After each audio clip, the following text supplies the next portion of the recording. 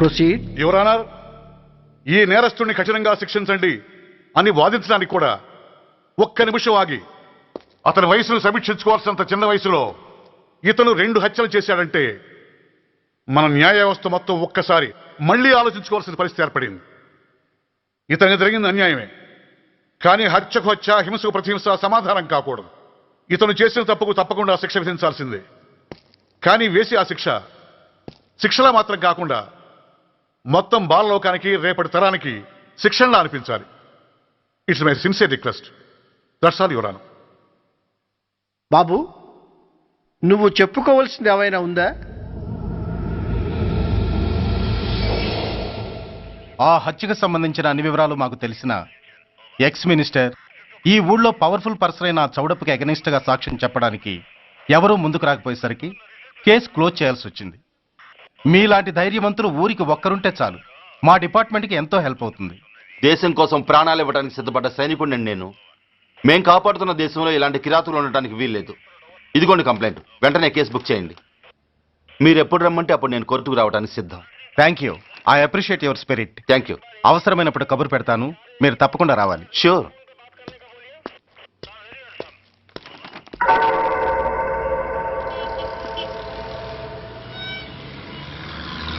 అవును sir, report ఇచ్చి వెళ్ళాడు. అడ్రస్ తెలుసు సార్, మిలిటరీలో పనిచేస్తాడంట. లీవ్ మీద ఇంటికి వచ్చాడు. వాడి సంగతి మేము చూసుకుంటాం సార్, మీరేం వరి అవ్వకండి. అరేరేరే, ఈ మాత్రం దానికి మీరెందుకు సార్, మేమెందుకున్నాం?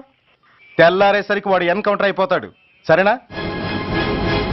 ఓకే సార్, ఉంటాను సార్. నమస్తే.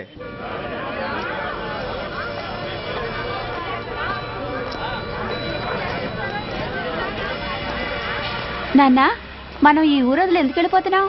ఈ ఊళ్ళో కొందరు చెడ్డోళ్ళు ఉన్నారు బాబు. ఎవరు వాళ్ళు?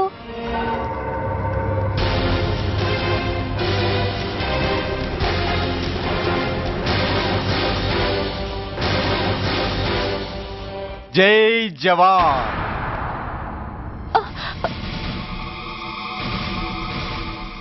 కోర్టుకొచ్చి సాక్ష్యం చెబుతా అన్న మిలిటరీ ఆయన చెప్పా పెట్టకుండా ఊరొదిలి పారిపోతున్నారే. రేయ్, నేను సైనికుణ్ణిరా. వెన్ను చూపించి పారిపోవడం నాకు అలవాట్లేదు. కాకి బట్టలు తొడుక్కొని అలాంటి లుచ్చాల దగ్గర పాకి పనిచేసే నీలాంటి వాళ్ళ పని పెట్టడానికి మళ్ళీ తప్పకుండా తిరిగి వస్తానురా. అంత లేదమ్మా, అసలు నువ్వు ఇక్కడి నుంచి వెళితే కదా తిరిగి రావటానికి. తమ్ముంటే ఆపండిరా. ఛా, రండిరా.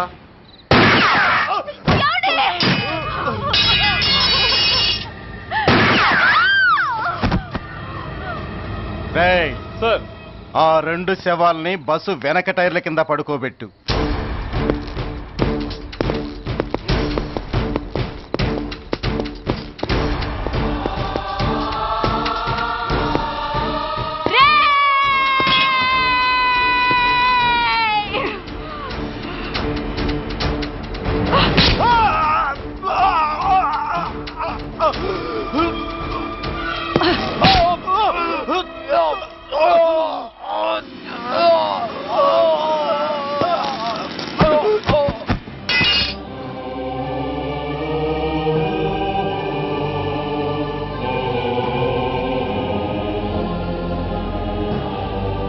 నాకు తుపాకీ ఇప్పించాడు సార్. ఇక్కడున్న పోలీసులందరినీ చంపేస్తాను సార్. వాళ్ళు మంచి వాళ్ళు కాదు సార్.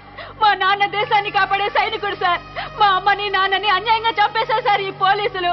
అసలు పోలీసు అనేవాడు బతకూడదు సార్, బతకూడదు. నాకు తుపాకీ ఇప్పించండి సార్, ఇప్పించండి, ఇప్పించండి.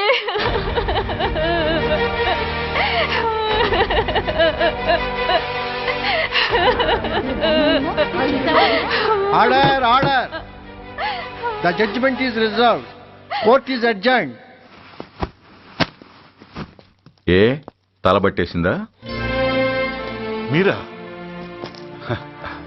ఏమా బాగున్నారా? బాగున్నానన్నయ్య. రండి కూర్చోండి. ఏరా, బోర్డర్లో ఉండాల్సిన వాడి కోర్టులో పరిశీలన అయ్యావు. ఎంతసేపు అయింది వచ్చి? ఈ కేసు హియరింగ్ స్టార్ట్ అయ్యేసరికి వచ్చామన్నయ్య. ఇంతకీ ఆ అబ్బాయికి ఏం శిక్ష పడొచ్చు? ఏముందమ్మా, మైనర్ కాబట్టి కొన్నాళ్ళ పాటు రీఫార్మ్ స్కూల్ పంపించాల్సి ఉంటుంది. ఆ శిక్ష వేసేసి చేతులు దులిపేసుకుంటారు, అంతేగా? నేరం చేసిన వాడికి శిక్ష వేయటం, చేతులు దులుపుకోవడం ఎలా అవుతుందిరా?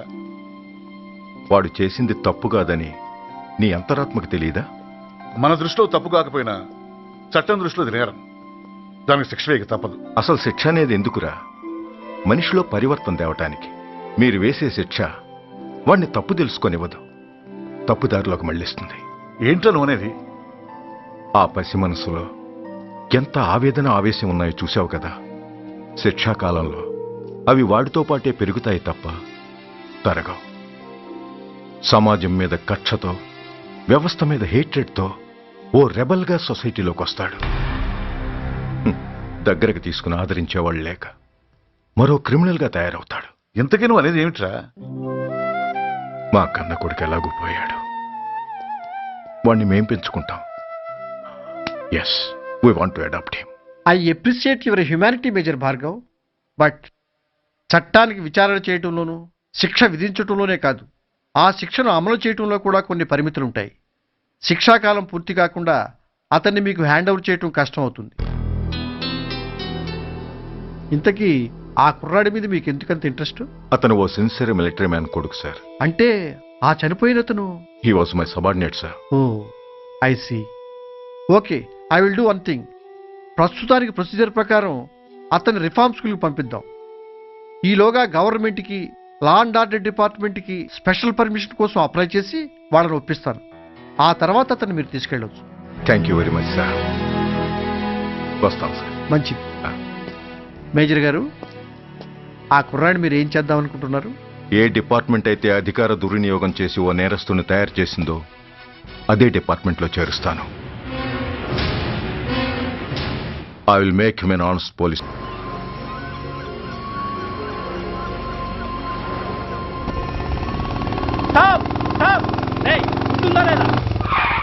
నిన్నేరా? ఏంటి అలా చూస్తున్నావు?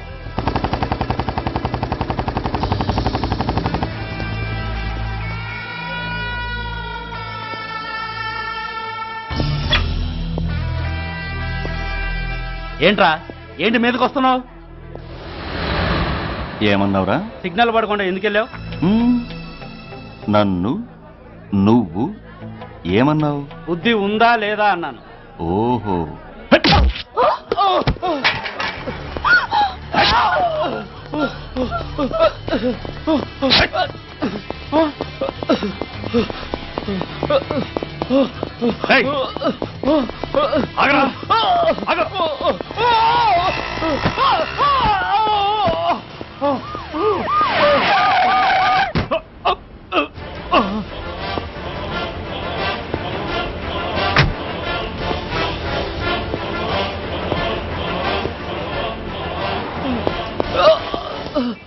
అతని హాస్పిటల్కి తీసుకెళ్ళండి. Drop the knife. కత్తి కింద పడై.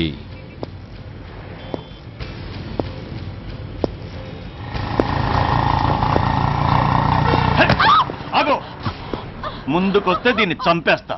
చంపే. చంపితే ఏమవుతుంది? నిన్ను చంపడం నాకు ఇంకా తేలికవుతుంది. కమాన్, చంపే. ఆలోచిస్తావే కిల్లర్?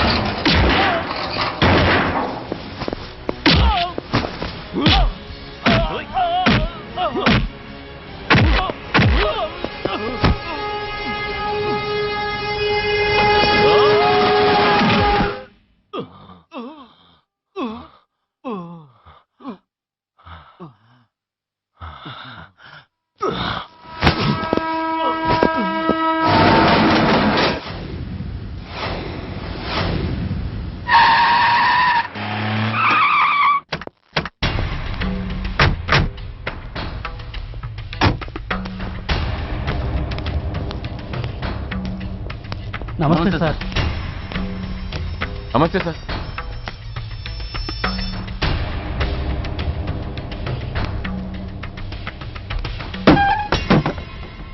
నేనెవరిని? మీరు అదే నేనెవరిని? మినిస్టర్ అప్పలనాయుడు గారు సార్. మరి వాడేవాడు?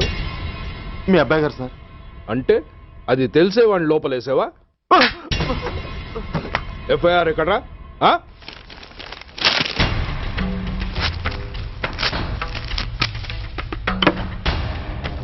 నువ్వే నా రైటర్వి? అవును సార్. ఆ? నీకెన్ని గుండెలుంటే మా వాడి మీద ఎఫ్ఐఆర్ రాస్తారా? రే సెల్ తాళాలు ఎక్కడ్రా? ఇదిగోండి సార్. నీ అబ్బా నాకిస్తారా? ఇల్లు తెరువు. అసలు ఎవడ్రా నా కొడుకుని అరెస్ట్ చేసింది? ఏసీపీ సూర్య గారు అంటున్నానా? తూ నీ అబ్బా సిగ్గు లేదురా? ఆడంగి నాయల్లా తన్నులు తినొస్తారా? నా కడుపున చెడబుట్టావు కదరా. వెళ్ళు కాళ్ళు కూర్చో. రేయ్ అసలే అడ్డదారులు అసెంబ్లీకి వెళ్ళినోడిని. నాకు సంబంధించిన విషయంలో ఎవడన్నా అడ్డొచ్చాడో అడ్డంగా నరికేస్తా. ఆ విషయం మీ ఏసీపీ గడికి చెప్పు.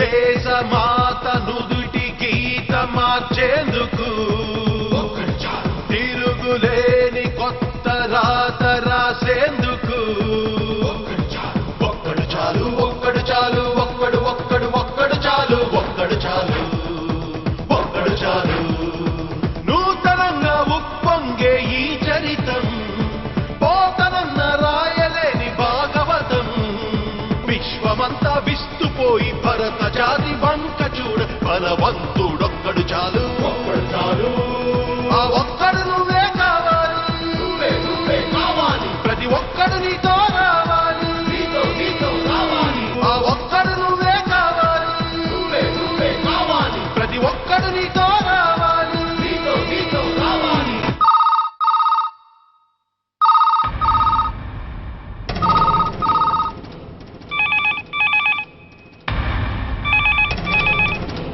Commissioner here. ఏంటి ఏ పోలీస్ స్టేషన్లోనూ ఫోన్లు ఎత్తడం లేదా? ఏమయ్యారు వీళ్ళంతా?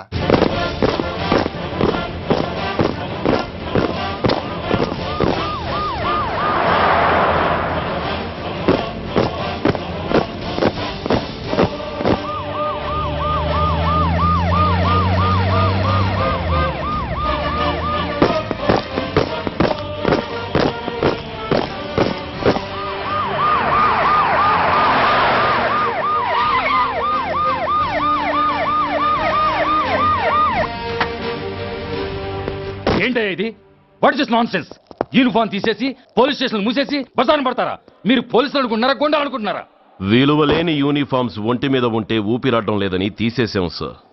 పందులు పందికుక్కులు స్టేషన్లోకి వచ్చేస్తుంటే వాటిని ఆపే శక్తి లేక తాళాలు వేసేసాం సార్. మిస్టర్ సూర్య, పోలీస్ వ్యవస్థ లాంటి ఎమర్జెన్సీ సర్వీసుల్లో ఇలా సమ్మెలు చేయడం నిషేధం. అదే ఎందుకని sir? Government doctors, nurses, postal department కూడా ఎమర్జెన్సీ సర్వీసులే. వాళ్ళు హక్కుల కోసం స్ట్రైక్ చేయడం లేదా? ఆఖరికి వాళ్లకున్నపాటి విలువ గౌరవం కూడా మాకు లేవా sir? Mister Surya, you are crossing your limits. మీరు ఇలా చేయటం వల్ల కామన్ పీపుల్ ఎంత సఫర్ అవుతారో ఆలోచించారా? పోలీస్ అనేవాడు కూడా ఓ కామన్ మ్యాన్ అనేది మర్చిపోకండి సార్. ఇంతకీ మీకు ఏమన్యాయం జరిగిందయ్యా? సార్, ఒక ట్రాఫిక్ కానిస్టేబుల్ తన డ్యూటీని సక్రమంగా చేసినందుకు ఒక లుచ్చా విధవ కత్తితో పొడిచి చంపబోయాడు. వాడిని అరెస్ట్ చేస్తే వాడి బాబెవడో మినిస్టర్ అప్పలనాయుడంట. వాడొచ్చి మన ఊపిరితో సమానమైన ఎఫ్ఐఆర్ని వాడు మందు కొట్టి మూతి తుడుచుకునే ముండకొంగు నలిపినట్టు నలిపి పారేసి అది రాసిన రైటర్ని, డ్యూటీలో ఉన్న ఎస్ఐని, సెంట్రీని కొట్టి దమ్ముంటే నా కొడుకు మీద చెయ్యేసి చూడంట్రా, అడ్డొచ్చిన వాడిని అడ్డంగా నరుకుతానని ఛాలెంజ్ చేసి మరి వాడి కొడుకుని తీసుకెళ్లిపోయాడు సార్. ఇలా ప్రతి అడ్డమైన వాడు వచ్చి దౌర్జన్యంగా ఖైదీల్ని తీసుకుపోతుంటే ఇంకెందుకు సార్ మాకు ఈ వాచ్మ్యాన్ ఉద్యోగాలు? బ్లాక్ లో టికెట్ అమ్ముకునే వాడిని లాకప్ లో పెడితే మున్సిపల్ చైర్మన్ ఫోన్, ఓ రౌడీ విధవను అరెస్ట్ చేస్తే ఎమ్మెల్యే ఫోన్, ఓ రేపిస్ట్ అరెస్ట్ చేస్తే మినిస్టర్ ఫోను. అందరికీ రూల్స్ అండ్ రెగ్యులేషన్స్ ఉంటాయి, కానీ మా పోలీస్ వాళ్ళకి మాత్రం రూలింగ్ లో ఉన్నవాడి మాట వినడం ఒక్కటే రూలు. కాదని ఎదురు తిరిగితే సస్పెన్షన్లు లేదా ట్రాన్స్ఫర్లు. కాకి బట్టలు వాళ్ళ ఇంటి కర్టెన్స్ అనుకునే ఇలాంటి మినిస్టర్స్ ని గుడ్డలోడు తీసి నడి రోడ్డు మీద నడిపించాలి sir. Control your self mister Surya. Control చేసుకోవడానికి ఇది ఆవేశం కాదు సార్, ఆవేదన. ఒక పొలిటీషియన్ కారిడోర్ తీయడానికి పోలీస్ కావాలి. వాడు చేసిన తప్పుడు పని వల్ల కడుపు మండిన అన్నల బుల్లెట్ల గడ్డుగా పోలీస్ కావాలి. ఆఖరికి వాళ్ళ పెళ్లాల బ్యూటీ పార్లర్కి వెళుతుంటే తోడుగా పోలీస్ కావాలి. ఇలాగే కంటిన్యూ అయితే పోలీస్ అనేవాడు పొలిటీషియన్స్ పెంచుకునే వింత జంతువు అనుకుంటారు సార్ ప్రజలు. సార్, ఈ దేశంలో హిందువులకో న్యాయం, ముస్లింలకో న్యాయం, సిక్కులకో న్యాయం ఉన్నట్టే పొలిటీషియన్స్కో న్యాయం, రౌడీలకో న్యాయం, పబ్లిక్కో న్యాయం ఉండేలా రూల్ ఒకటి తీసుకురండి సార్. లేకపోతే మా డ్యూటీ ఏంటో మేమేం చేయాలో మాకే అర్థం కావడం లేదు. రాజకీయం, రౌడీజం షేకెన్స్ ఇచ్చుకుని మమ్మల్ని దద్దమలు చేస్తున్నాయి. మీరేమో రూల్స్ రెగ్యులేషన్స్ అంటూ మా నోళ్లు చేతులు కట్టేస్తున్నారు. అందుకే ఏ రాజకీయ నాయకుడు లా అండ్ ఆర్డర్ లో జోక్యం చేసుకోకూడదని ఈ నిరసన. అంతేకాదు, చట్టాన్ని అవమానించి పోలీసుల్ని కొట్టివెళ్లిన మినిస్టర్ తన కొడుకుని తనే స్వయంగా తీసుకొచ్చి మాకు అప్పగించాలి. మా వాళ్ళని కొట్టినందుకు అతను మా అందరికీ క్షమాపణ చెప్పాలి. అతను మంత్రి అయ్యా. తప్పు చేసింది మంత్రైనా మంత్రసానైనా ఒక్కటే సార్. అయితే మీ నిర్ణయంలో మార్పు లేదా? Sorry sir. సారీయా? నేనెందుకు చెప్పాలి సారీ? అయినా అంత టెన్షన్ పడతారు ఎందుకు? 2 రోజులు కడుపులు మారితే వాళ్ళే దిగొస్తారు. వాళ్ళ పరిస్థితి చూస్తే అలా లేదండి, చాలా పట్టుదలగా ఉన్నారు. మరీ అంత నెత్తికెక్కితే వాళ్ళని పీకి పారేసి కాస్త ఒడ్డు పొడుగున్న వాళ్ళని వేసుకుంటాం, అంతేగా? ఏంటే అప్పలనాయుడు, పోలీసులు అంటే పొలాల్లో పనిచేసే కూలీలు అనుకుంటున్నావా? ఈ ఊరోడు పనిలోకి రాకపోతే పొరుగురు నుంచి లారీలో తెచ్చుకోవడానికి వాళ్ళకి వీళ్ళకి పెద్ద తేడా ఉందండి. ఆపోయా, మినిస్టర్ తర్వాత కాస్త డిగ్నిటీ మెయింటైన్ చేయొద్దు. పోలీస్ స్టేషన్కి వెళ్ళి పోలీసుల మీద గుండెలా దౌర్జన్యం చేస్తావా? ఏంటండి, పోలీసులను ఎప్పుడు ఎవడో తిట్టలేదా, కొట్టలేదా? అదేదో పెద్ద పాపమైనట్టు, అదే నేను మాత్రమే చేసినట్టు మాట్లాడతారేంటి? ఇదిగో, ఊరికే నోరు పారేసుకోకుండా నేను చెప్పేది విను. ఈ రోజు వైజాగ్ సిటీ వరకు ఉన్న ఈ స్ట్రైక్ రేపు స్టేట్ అంతా పైకిందనుకో, అప్పుడు మొత్తం ప్రభుత్వానికి ఎసరు వస్తుంది. ఆ పరిస్థితి కనుక వస్తే నిన్ను పార్టీ నుంచి ఈగ ముక్కను పీకినట్టు పీకి పారేస్తారు. అప్పుడుగా నేను ఎందుకు చెప్పాను నీకు అర్థం కాదు. అప్పలనాయుడు గారు, ప్రెసిడెంట్ గారు చెప్పింది కరెక్ట్. గోటితో పోయేదాన్ని గొడ్డల దాకా తెచ్చుకోవడం దేనికి చెప్పండి? అయితే ఇప్పుడు నన్ను ఏం చేయమంటారు?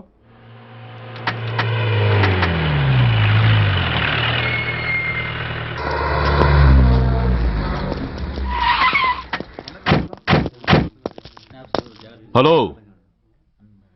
మా ఈ నిరసన పబ్లిసిటీ కోసం కాదు, మా ప్రాబ్లం సాల్వ్ చేసుకోవడం కోసమని మీకు ముందే చెప్పాను. మళ్ళీ ఎందుకు వచ్చారు? మినిస్టర్ గారు రమ్మంటే రాకుండా ఎలా ఉండగలం సార్? మినిస్టరా? ఏ మినిస్టర్? అప్పలనాయుడు గారే సార్. అరుగో అప్పలనాయుడు గారు వచ్చేసారు, పదండి.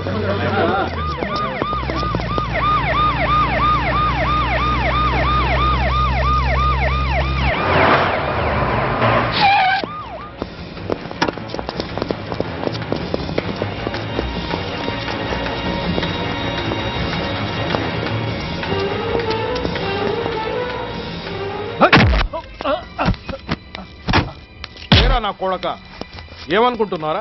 నువ్వేమన్నా పెద్ద రౌడీవా? నా పరువు తీసేసావు కదరా, నా కడుపును చెడబుట్టావు కదా. పోలీసులు అంటే ఎవరు అనుకుంటున్నారా? వాళ్ళు మనల్ని కాపాడేవాళ్ళరా, వాళ్ళనే అవమానిస్తావా? వెళ్ళరా, వెళ్ళి వాళ్ళ కాళ్ళ మీద పడి క్షమాపణ అడుగు, వెళ్ళవు. వీడు చేసిన వెధవ పని తెలియక కన్న తండ్రిగా తొందరపడి వీడిని తీసుకెళ్లాను. నిజం తెలిసాక ఓ బాధ్యత గల మంత్రిగా జరిగిన దానికి సారీ చెప్పి వీడిని మీకు అప్పగిస్తున్నాను. నన్ను క్షమించండి.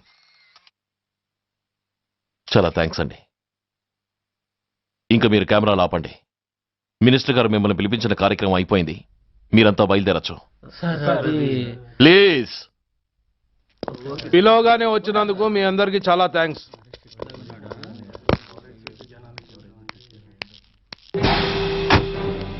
ఏంటయ్యా ఇది? ఎందుకు డోర్ మూసావు? ఏ సెక్యూరిటీ అలా చూస్తూ నిలబడతా అండి.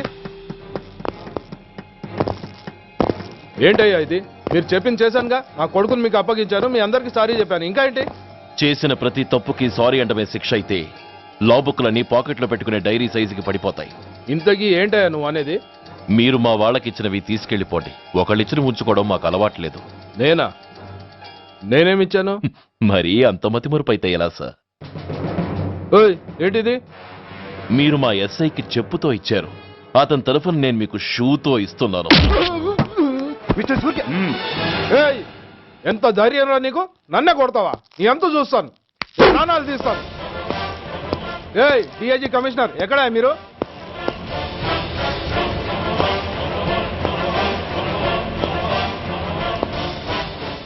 ఇది మా రైటర్కి ఇచ్చింది,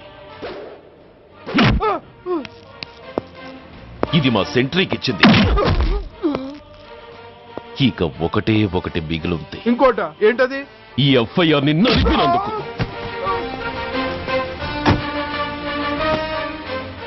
ఇక మీరు వెళ్ళరండి. డ్రైవర్, వాడిని తీసుకెళ్లి లాకప్ లో పెట్టండి. ఇక మీరందరూ డ్యూటీలో జాయిన్ అవ్వచ్చు.